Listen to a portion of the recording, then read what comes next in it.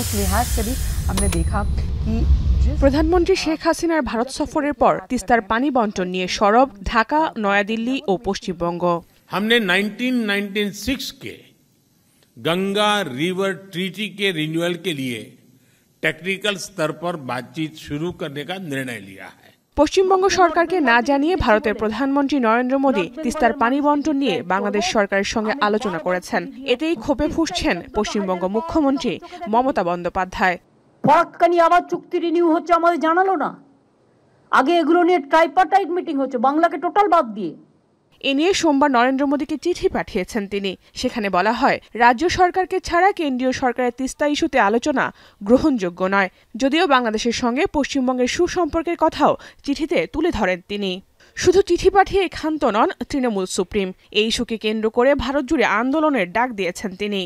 আমি বন্ধুত্ব করতে চাই, কিন্তু বাংলাকে বিক্রি করে দেওয়ার স্বার্থে নয়।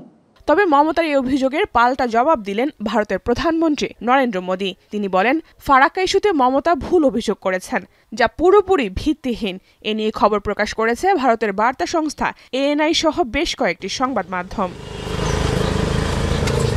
সেখানে বলা হয়, 2023 সালের 24 জুলাই গঙ্গার পানি বণ্টন চুক্তির অভ্যন্তরীণ পর্যালোচনার জন্য একটি কমিটি গঠন করা হয়। সেখানে প্রতিনিধি পাঠানোর জন্য পশ্চিমবঙ্গ সরকারকে অনুরোধ করে নয়াদিল্লি।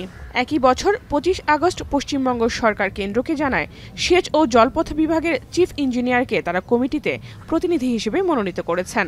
2024 সালের 5 এপ্রিল পশ্চিমবঙ্গ সরকারের সেচ ও জলপথ বিভাগের যুগ্ম সচিব কেন্দ্রকে জানিয়ে দেন যে আগামী 30 বছরে ফারাক্কা বাঁধের ডাউনস্ট্রিমের জন্য তাদের কী পরিমাণ অর্থ লাগবে। এসবই উঠে এসেছে মমতা বন্দ্যোপাধ্যায় যখন মোদির বিরুদ্ধে তাকে তিস্তা ইস্যুতে অভিহিত না করার অভিযোগ তোলেন।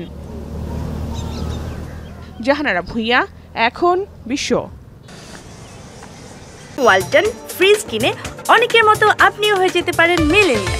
সেরা পণ্যের সেরা অফার।